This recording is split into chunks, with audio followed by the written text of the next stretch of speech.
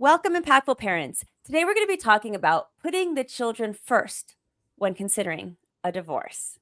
Hi, my name is Christina Campos, and I'm founder of The Impactful Parent. And I help parents of school-age children who want to be one step ahead of their kids to turn their chaos into connection with their adolescent. I'm a mom of four, a teacher that's taught every grade from preschool through high school. And today I help moms and dads like yourself navigate that exhausting, confusing, frustrating, but rewarding world of parenting. So, welcome to The Impactful Parent. And today I have a special guest. Her name is Pamela Henry. Pamela is a divorced mother of three who found how truly devastated her children were after she left her father. The revelation sent her on a deeply personal journey into why she left, what makes couples give up, and what can repair marital divides without such heartbreaking consequences. So, Pamela dove deep into her new journey and wrote the book called Soul Custody: Sparing Children from Divorce. And her book is a memoir of regrets turned into lessons to help other people stay married for their children.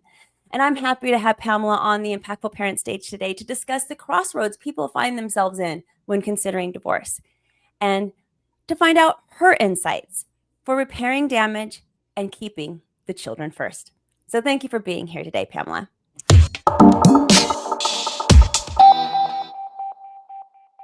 Yeah, well, divorce, this is a big one. I mean, so many people, myself included. I'm a divorced mom, and it was never the plan, right? So many couples find themselves at this crossroads, though, even though we never imagined that we would be there. And we all know that divorce is difficult on children. We don't need to talk about that. That's a given. But unlike other books that tell parents how to divorce with minimal repercussions and strain on the children, your book takes a different approach. And you want to prevent parents from the painful regrets of divorce and just stop them from getting divorced in the first place. Is that right? Yes. In cases where what I've identified as in my situation, I call them escapist divorces. And this is a relationship where the person who wants out of the marriage is trying to avoid something from their past and using divorce as a vehicle to escape those personal issues. So these are typically, like my relationship, there's no addiction, there's no abuse, there's a set of circumstances. It starts to look like he's the problem. It's really in my own past. And it isn't because my kids turned out poorly that I recognized the impact of divorce. It was about what happened to me after the divorce.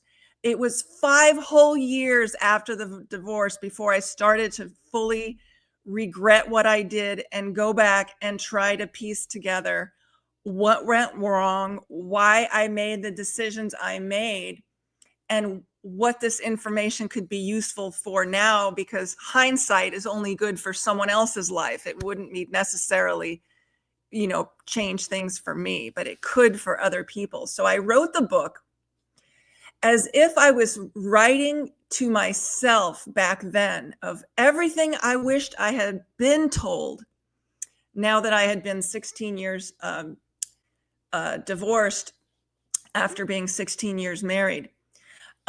Everything I wished I had been told, I poured into this book so that other people who maybe are like me could slow down their process and consider the impact on the children, which is the number one thing I ignored. And I don't think that you are an anomaly at all, which is why I loved this when it came across my desk. And I had to reach out to you because I think that there's so many parents who wish that they would have just tried harder in their marriage. There's so many things. We regret a lot of things in life, and sometimes divorce is one of them. So I'm glad that somebody's bringing it to the forefront and talking about it and even normalizing it a little bit, saying, hey, this is something that a lot of people do. Now, I want to ask you, you talk about that this regret, the reasons for your divorce had things to do with childhood traumas or like unaddressed things from your past per se. But how do you recognize if that's you? So if I'm listening to this right now and I'm like, oh, is that me? Is that what? Because if you don't know that you have an unresolved issue of your past, then you can't address it to begin with. So how do you recognize that? Well, the scary part is, even if you know what your unresolved issues are, you can still be using divorce to deal with them and get out. So I knew what my issue was. My main issue I had from my childhood is that I had incest by my dad. It interfered with my marriage. I handled it poorly in terms of starting emotional affairs with other men.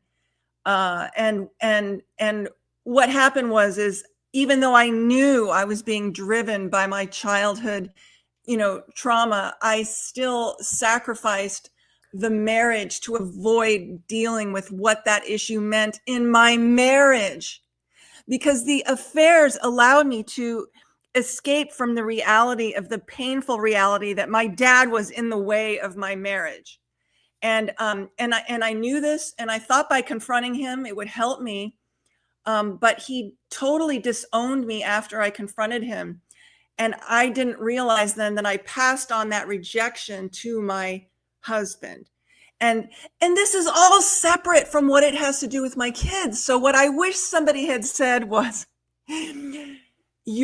what you are about to do with divorce is a self-centered technique to escape your own issue that you really can face, even separate from your husband. I could have gotten separated without getting divorced. To look at the issue separately, so that I could have faced it, but also not sacrificed my whole family to get away from it, because I had dealt with tons of issues from childhood already in therapy. It's just that this one got me. For some reason, it was too excruciating to look at the incest issue and how it affected my marriage at that juncture in my life. Now, I did go back and address it later, but I didn't have him or the marriage anymore. Yeah. So it's like, when the kids didn't have their mom and dad, they got the top suffering things for children is the chronic anxiety they'll have to endure literally the rest of their lives. It sets in motion a train of anxiety that is only set in motion by trauma. The overlying sadness that occurs when the original family unit is just blown apart. They never get it again. The dishonoring, not being able to show them the example of staying married through the hard times, dishonoring God and the spouse. Passing on my own divorce legacy. I swore it would never happen to me. But boy, did I go at it quickly when it was my option in my mind. The number one self-centered thing, which bothers me probably the most, is that I thought what was best for me was best for the children. So I thought leaving was best for me, so they'll turn out okay because it was best for me. But I wasn't thinking what was best for them. I should have been thinking what was best for them and put my needs secondary. But it is so easy in this culture to get the me first mentality where I'm going to find myself and I'm going to take care of myself and I deserve better and all this stuff, and not thinking of how my kids are being hurt. There were a lot of other factors too. Suffering from bipolar disorder and being on medication is not the best for having empathy for your family members, especially your children. I got it later. I got empathy for children, my own children, about 10 years later than I should have had it. I finally felt what I should have felt back at the time in my feelings toward my children, honoring their feelings about their relationship with both their parents. Plus, I made a marital commitment to stay married. I didn't honor my vow. Now, I was already on the way out with those emotionally adulterous affairs. That weakens your commitment. When you're in an addictive mode, you literally cannot see your marriage clearly. In fact, it starts to tarnish it. It looks bad and you're out. So it was unfortunate. had I not been also engaging in those emotional affairs, I might have had a chance. I appreciate you being so candid and honest with the audience, and so people could just, I'm sure, relate to this and understand where you're coming from. I guess my question would be, we're in a culture where it is more self-centered. We are taught now, especially as women, like, don't put up with that. You don't need that. You don't need him. You can be independent. You are strong, blah blah blah blah and all these things. And they're all great messages, but you know, when you're being told in one ear by society that, you don't need to pull up with that shit, and you need to take care of yourself, because if you don't take care of yourself, then how can you take care of your kids? So it's often like this narrative of, it's better for you to get a divorce than to stay in your marriage really unhealthy and argue all the time in front of your children and blah blah blah blah blah, right? We hear this. What do you say to that narrative? Because you're definitely combating it. I say read this book by Judith Wallerstein called The Unexpected Legacy of Divorce. It was a 25-year study that followed divorced children into their adulthood, and it shows how the harm over their lifetime. And, I read that after I divorced. Okay, good. But someone could read it before they divorce. And if they look at the reality of the impact on the children, they might or if you tell your friends who are considering divorce and you know them to be not in a dangerous situation in their marriage, you can start chattering instead about the impact on the children over the long haul and what that means for them. Because if you can focus on what's best for the children, that's how you can put the children first. You have to know that two parents in one home, what they've known from the beginning, in those situations where there's not, danger, is best for the children. I didn't have one person. I am going through some of it now. Not one person in my sphere ever said to me, "Have you thought about the kids and just staying together for them?" I was in counseling. I went to church. I just, either I tuned it out and people said things and I didn't hear them, but I was more going by, again, looking for everyone who could support my Your choice. agenda. Yeah. Yeah. And I think that's common, right? I think that's what everybody naturally does. We seek out validation versus, we don't seek out controversy and somebody to tell us that we're wrong. That's not what we seek out. We seek out that validation to say, I want to leave, and tell me that it's okay to leave, or that's what I should be doing. And so I feel like it's just a very tricky waters when you go into this topic, because you have both sides.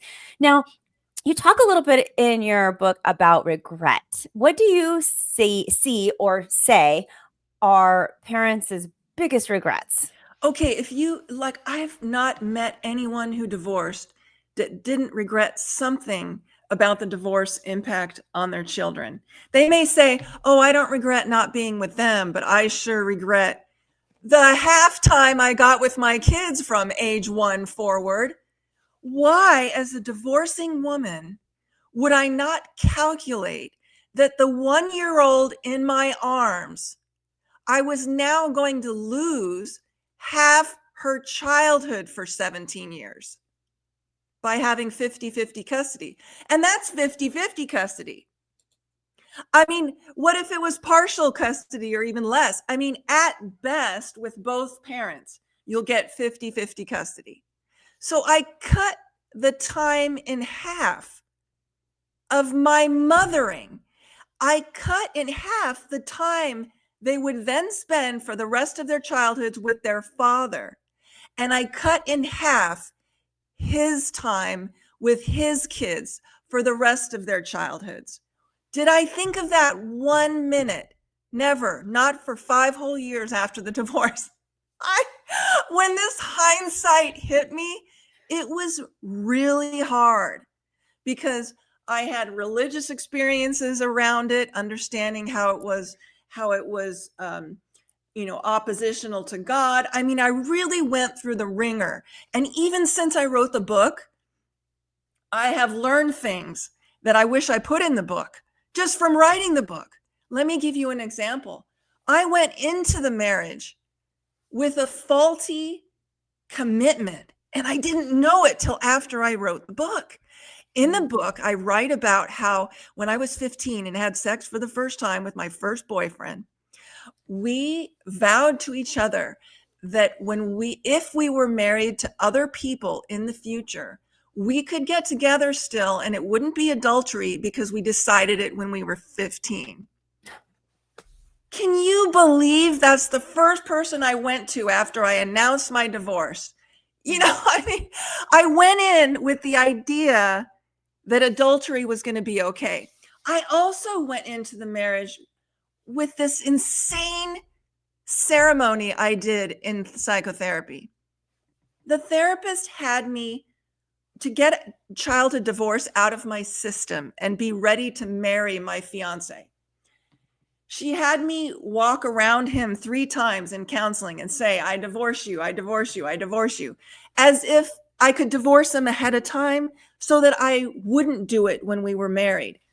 The problem with that is it ended up kind of being a curse, because if you think about it, if I enter the marriage already having divorced him, did I have a chance in the first place, Christina?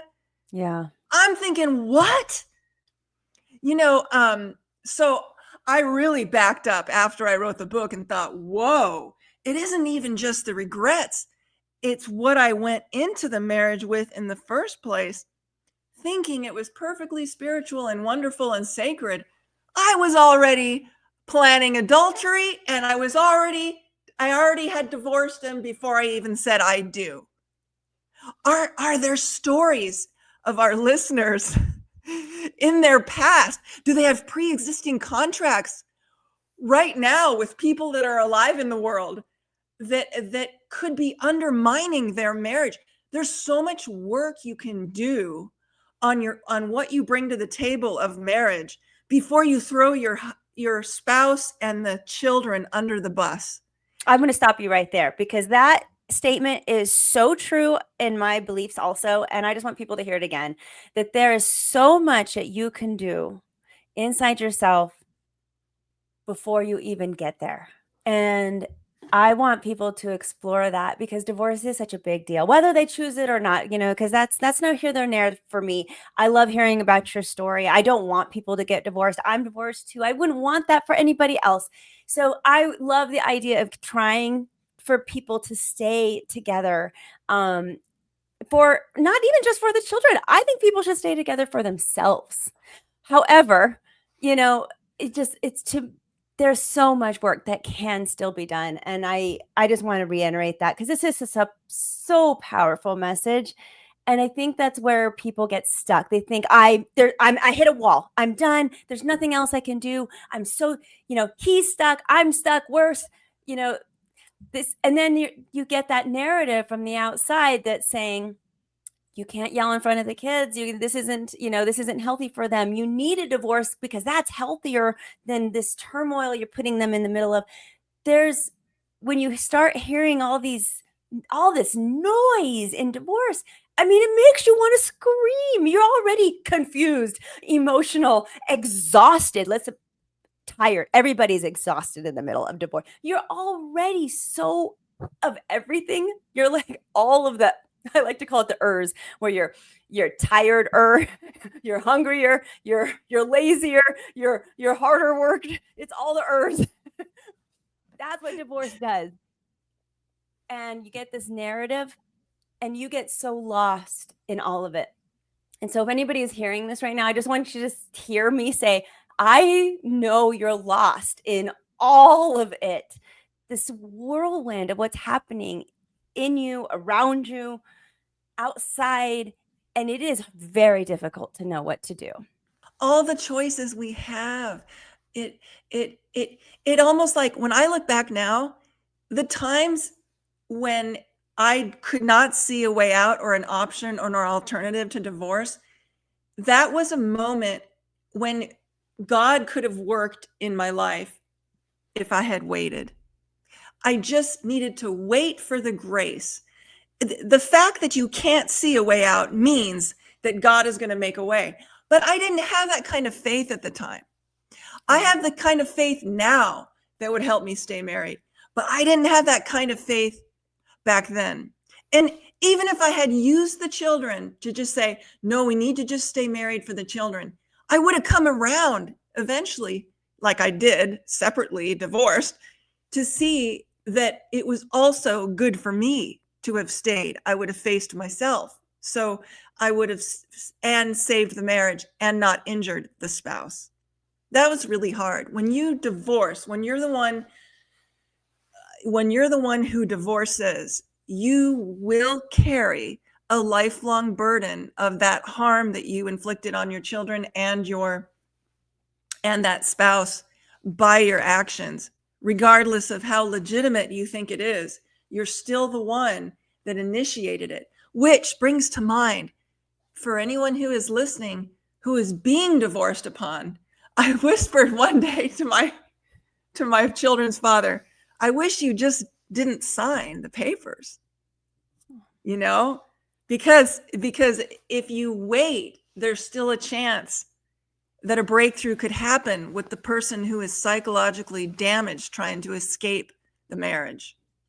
So, with that in mind, what needs to change in how parents talk to their kids about the prospect of divorce when it's Yes. happening? Okay, so I just got done reading almost 1,000 essays in a scholarship I offered high school students writing essays about how divorce impacted their childhood.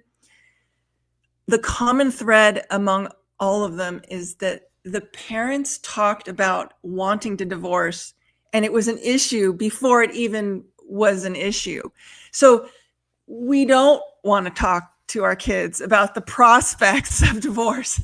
If I could have kept everything in the background, there would have been no need to even announce that we're getting divorced. If I could have kept all that whole issue in the background, you'd never want to just cast the idea of divorce out in front of your kids. Now, will they ask? A year and a half before we divorced, my oldest daughter said, will you ever get divorced? And at the time, it was like, no. I remember promising her. So it was so hypocritical to have to deal, you can answer those questions, but gosh,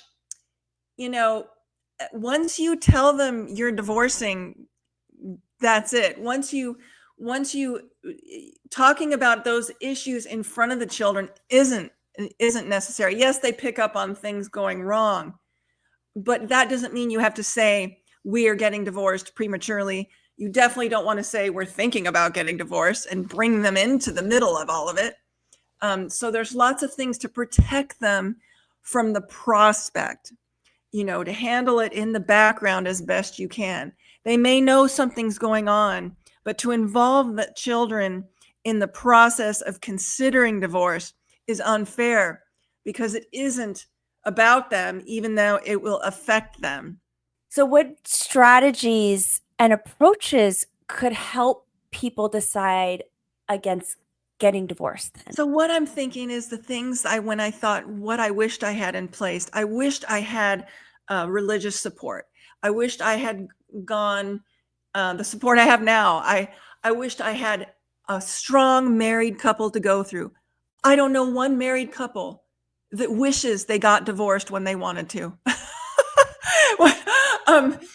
There are plenty of couples that overcame those hard times. I just needed one married couple that went through considering it and overcame that obstacle. Find that married couple in your sphere and just hang on to them. Find interpretations of marriage and divorce in your religion. Find those interpretations and study them before you consider doing that.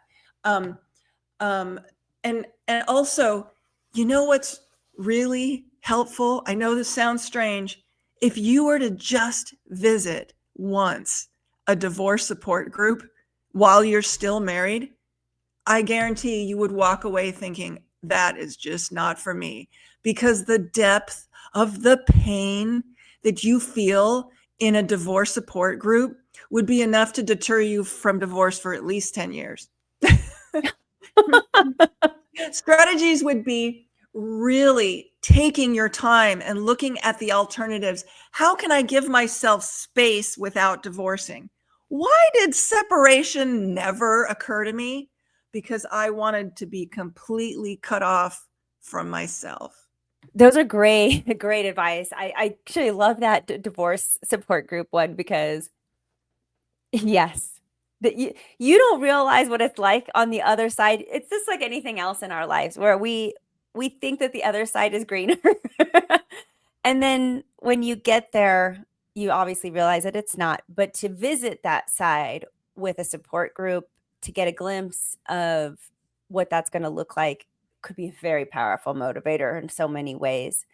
I also like your suggestion of having role models. Like, I feel like when you can find a good marriage that you see as a good marriage, and you have those two people who are showing you how it's supposed to look like or how you feel like it's supposed to be, and you get those relationships, and of course they're going to tell you that it's not always peaches and cream, but to have that support from somebody that you really admire and want to be like, that's also very, very powerful. It's like with anything else. We love mentors in our life. They help us, they guide us, they give us suggestions, they throw out new ideas, they make us grow.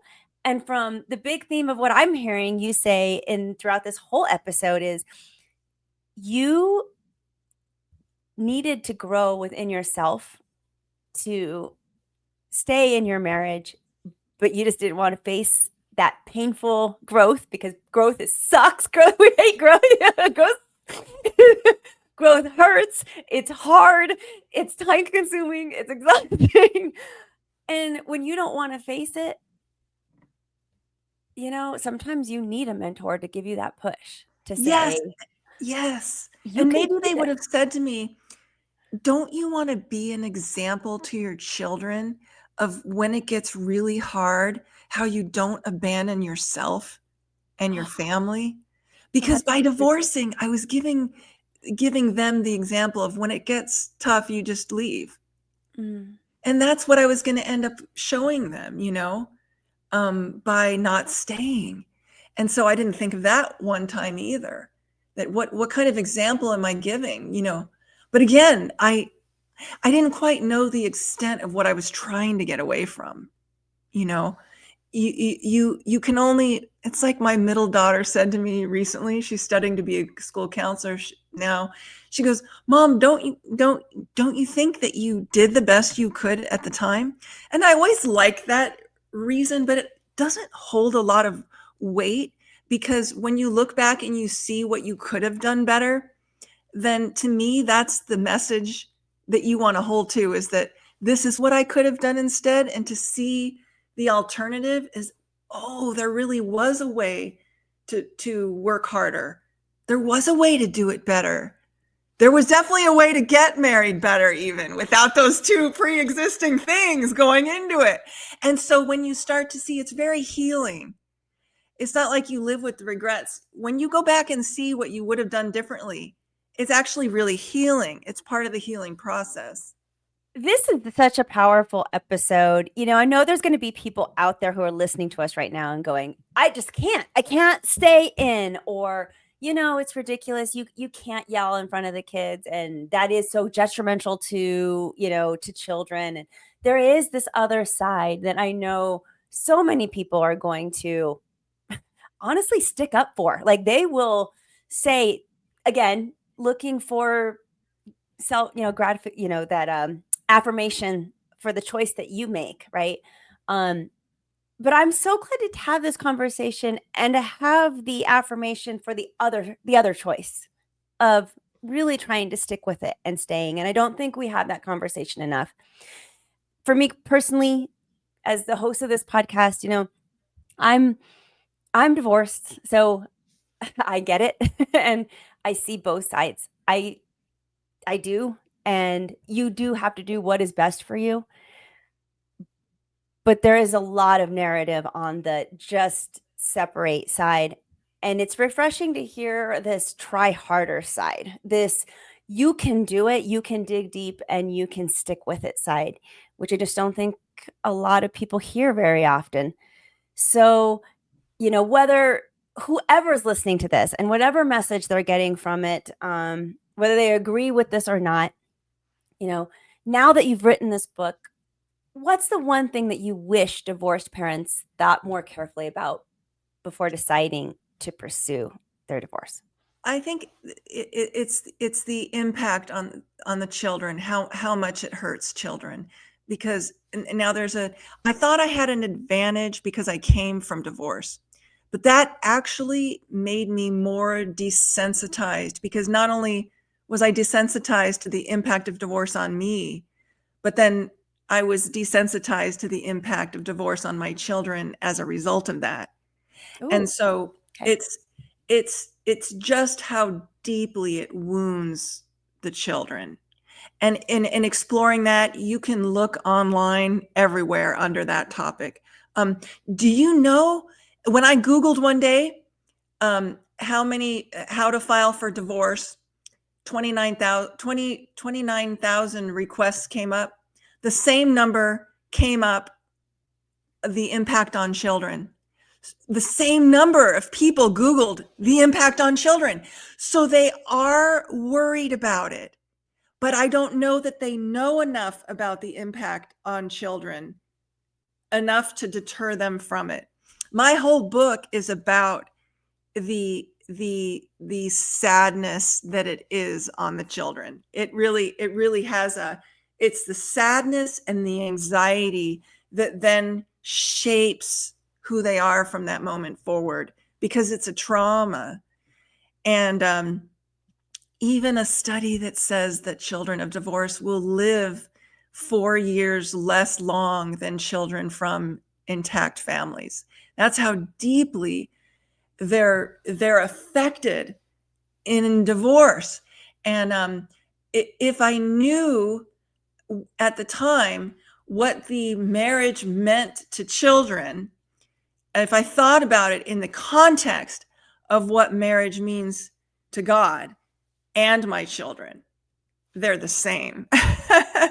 And so if I had explored those spiritual issues, I would have felt more that I was thinking about the children. And yes, nobody wants to see warring parents and arguments and things like that.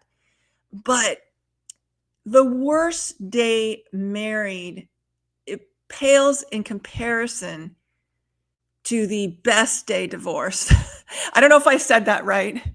I'm saying that you have no idea what divorce does to a family until you actually experience it. So it looks like it's freedom and a way out, but it is a different reality altogether than what you can anticipate till you get there. And unfortunately, you can't give people a taste of it till they experience it enough to deter them. I will say, though, by staying for the kids, it's noble. At the best part of our marital counseling before the divorce, we decided, let's have one more child. And they're like, wait a minute, you guys are talking about divorce. Why would you have one more child? Well, he knew I wanted more children and he didn't at one point. So suddenly he was trying to get me to stay by giving me the third child. I know that's what it was, but it worked. We were together a whole nother year because of that child. And we have a whole nother child because of our efforts to try to stay together. So she was a blessing out of us working to try to stay together. That was the biggest clue that you should stay for the kids, because we worked so hard to try to stay together that we were willing to have another child to try to stay together, which didn't work on me. But we do have that child as a result of how hard we tried to stay to get married. And you bet She's one of the 3 greatest blessings that came from our marriage. So that's, to me, is the result of working hard to stay married. We had a whole nother child. So, if people are listening to your story and they want to find out more, they're interested in this journey, where can they find your book? Okay, well, it's on Amazon. And you can, if you follow just on my website too, Soul Custody, SOUL hyphen custody.com. You can definitely get it on Amazon, but if you just follow my updates on my website. But I'm also interested in being emailed by anyone who wants to wait out their divorce urges with me. I don't know how to explain it, but I'm looking for people who want to gather to wait it out. I would be willing to wait it out with them, walk alongside them and wait it out. And I don't know what that's going to look like. It's just an open invitation, because I want to walk alongside those people while they wait out their divorce urges and they pass and they end up staying married on the other side. And again, these are people that want out. They may or may not know that it's a deep issue within them that they're trying to ignore. This is what I'm calling escapist divorces. This is not every divorce. But I love that you're providing not only this book to help them, with your journey and to identify that they're not alone, but you're basically creating like a support group, for these parents who need space for somebody to hold their hand during this time, because it's very hard, it's very lonely. And Pamela, I think it's just nice of you to be able to offer that type of support. So what email should people reach out to you if they're interested in reaching out to you for that? Okay, so that's soul, SOUL custody, one word, soulcustody.pamela@gmail.com. You can email me directly. We'll start a support group together.